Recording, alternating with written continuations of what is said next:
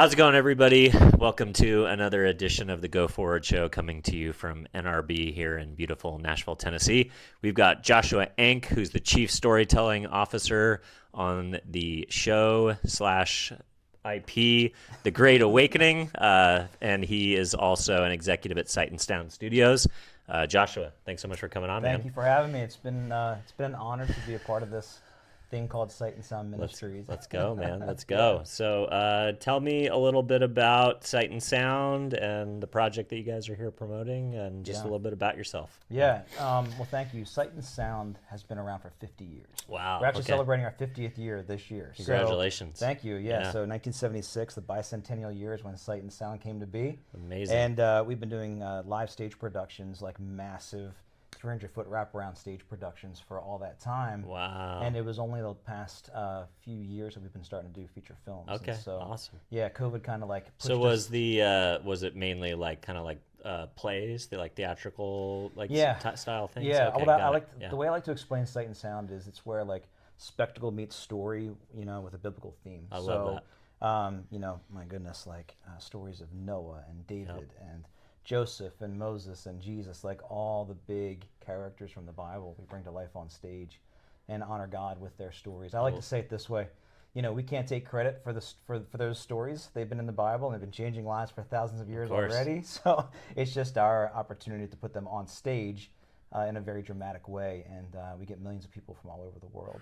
And so global tour, not just well, it's not touring. We have two theaters, one in Lancaster, Pennsylvania, and one in Branson, Missouri. And they're 2,070-seat theaters that people come to us. Okay, that's really cool. Yeah, so it's almost like an IMAX experience. That's you have a great to come, way to say it. You got to come in and see it for yourself at one of these two locations. Yeah, and that's a good way to put it. Our founder, he was a photographer and he shot panoramic pictures. Yep. And so these productions became panoramic, like wide screen, 300-foot wraparound. And that has carried over into our film work now as well. Mm-hmm. And so, like I said, for years and years, the world would come to Sight and Sound to see a stage production. And now we do that, and we also go to them. And COVID was the impetus to launch theatrical? Yeah, and it was something that happened very organically. Okay. It's an incredible story. I won't be long-winded with it, but I have to say this. Please. We were on path to have a record-breaking year in 2020 with Queen Esther as our stage production. Mm-hmm. And then COVID happened, and hundreds of thousands of tickets that were pre-sold we had to give back. Cash back. Yeah. But the one thing that we did was the Jesus production that we filmed multimedia camera in 2018. We had teed up for a Fathom event. Oh, nice. And so, but Fathom movie theaters are shut down. Yeah. So now you but we can't had do this finished project on the life of Christ, and that's when we connected with TBN and streamed it Easter weekend globally. Amazing. And in 3 days, more people saw a Sight and Sound production than a full year of 2 sold-out theaters. Holy cow. So, it makes sense, as much as it's an amazing opportunity to be able to go and see something live, the scalability is finite, right? For how many people you can get to travel to your physical location, how many people who can buy a ticket. Right. And it's probably not an either or, it's a yes and, That's right? correct. It's like you want to, if you see the movie, then maybe you want to go see the show. If you see the show, then maybe you are aware of the brand and you want to tune into future IP. And it's pretty wild. Never in my life did I think, in the iTunes top 10, top 100 TV shows would you see things like The Chosen or like the Reagan, documentary, some of these biblically inspired stories. Why did you decide why did you decide on your distribution partner, and how has that kind of played into the longer vision? Yeah, so it's cool what you said, the yes and, because that ampersand is very important in our Sight and Sound. So we bring the Bible to life on stage and screen. And so our stage productions are specific to Bible characters. Yep. Our films, this is only our second one, but our first one, I heard the bells did so well that it really affirmed the direction that we wanted to take with bringing these true stories to life on the screen. And so our second film, A Great Awakening, which premieres April 3rd, nationwide. I've seen the theaters, or I've seen the posters for it all over with the bell and stuff. So tell us a little bit about the story, too. Yeah, I'd love to. We connected with Roadside. This is like 3 years in the making.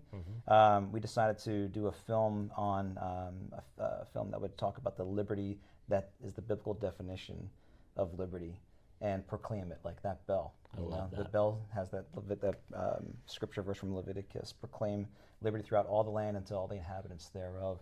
And we wanted to make a film that would do just that. Not be divisive, not have any kind of an agenda, but just tell a true story, an incredible true story of this unlikely friendship between Ben Franklin and the Reverend George Whitefield. The two of them together ignited this revolution. So that's like the 30 years that lead up to the big 1776 revolution that everybody knows. That's amazing. Yeah, it's crazy. The story found us. I mean, I knew the 250th anniversary was coming up for the country. Oh, good point. Yeah, it's America 250 this year. Yeah. And 3 years ago, I was really thinking maybe we're going to do a film. Are you doing any tie-ins with America 250? Absolutely, That's we great. are. Yeah, I mean, cool. Starting with these conversations here, letting everybody know that Sight and Sound's intentional about acknowledging that historical landmark that we have of the 250th anniversary. But before the country starts talking about their definition of liberty, we wanted to get out ahead of it. Yeah. And bring a film the biblical that depicts, the true definition of that word. But people they never knew the 30 years that led up to 1776 and how formative and powerful that moment in history was. And it's crazy that he was clearly one of the most powerful preachers of all time. George Whitefield came from England. Everywhere he went, there were revivals, hundreds of thousands of people hearing his voice. Yeah, they talked about the revolutionaries in the pulpit, right? Yeah, like exactly the church and the revolution went hand in hand. They did, yeah. And then when he came over to our soil in 1739 and met this printer named Ben Franklin, who is just kicking out all kinds of business as a printer, when those two connected, it just exploded, literally. They said that 80% of the colonists not only heard about George Whitefield, but literally heard his voice. That's how much he traveled on horseback. And Ben Franklin got so his actual voice, not just 80%. Reading an article or a newspaper or something Exactly. that Ben Franklin had printed. Yeah, wow, yeah. So that is amazing. An incredible, unlikely friendship from history that I think the world needs to see. Yeah. And the film really talks about their journey and their friendship, and then it leads to an incredible moment in history where Ben Franklin stands up and says something that we need to hear again at the Constitutional Convention. So I won't give it away. Are you guys doing a screening here this week? We are. Nice. Yeah, tomorrow night. Okay, tomorrow night. Yeah. Well, that definitely seems like it needs to be on my dance calendar. Yeah, I would love for you to come and see it. That'd be amazing. Let's go. Yeah. All right. A big theme of NRB is AI. Yeah. Right. The idea that AI is now again kind of a revolution in the content creation ecosystem in Hollywood that is again lowering barriers to entry, right? So you had cameras, the shift from film to digital, right. Cameras like the Red becoming less as impactful as that iPhone right there. Yeah, well, and Red just sold for only 15 million. Exactly, and the ability to tell stories without traditional gatekeepers, crowdfunding. I mean, so much innovation. But AI is the next one, and it's democratizing the filmmaking process even further. Yeah, for sure. As a filmmaker, somebody who thinks about the real life experience and the experiential components of entertainment, but also how it can be transformative for the filmmaking process. How are you guys thinking about using AI in a way that's responsible, but also gives you guys an edge against Hollywood, traditional Hollywood? It's a great question, and leading Sight and Sound and that incredible ministry of creatives, this is a hot topic. I bet. And so I've changed AI from artificial intelligence to artificial inspiration. Interesting. And I love that. say if it inspires the art, if it inspires the idea that the Lord already put in our heart, then I'm all for it. Yep. And if it's a tool that can aid in expanding the message and the scope of what's already in our hearts to tell, then I support that. And so I think it's like anything else. It's neutral. Yeah, it's a tool. Like money. Yep. It can be used for good. It can be used for bad. But one thing that won't be used for at Sight and Sound is a shortcut. Yeah, and good point. Because people, I'll tell you, I have 4 children and a son-in-law, and my one daughter, she's 19, and she's with circuit riders right now, and we had a conversation on the phone, and she said, Dad, what we really want is authenticity. She said, what my generation wants is authenticity. And she was at a worship conference thing, and she actually left because she could sense that the speaker wasn't authentic. Interesting. That's my daughter. Wow, I'm like, you that's go. crazy. I'm like, if there's anything that I can be, I mean, I'm like proud of her for lots of things. It's like a gut feeling of inauthenticity where it's like so repulsive that it makes it. Yeah, no, I agree. I think like in a world where AI content is flooding our feeds at a rapid pace, people start to ask. The first question is kind of like the idea of like, there's this idea of banner blindness, right? Where something new happens on the internet and it's novel for a moment, and then it becomes something that people are tone deaf to. But with the ubiquitousness of it in social, it's like we're asking each other every single day, is what I'm seeing real? And then it's a larkin to, you know, the real world of like the things that you guys are doing, especially on the stage side. It's like there's a craving for the real. Well, I got a quick story for you. That's awesome. Like let's go. A metaphor for it. So when we did the Jesus production back in 2018, we invested in a 100-foot by 30-foot LED screen. So it's going to be it is the backdrop to that entire show.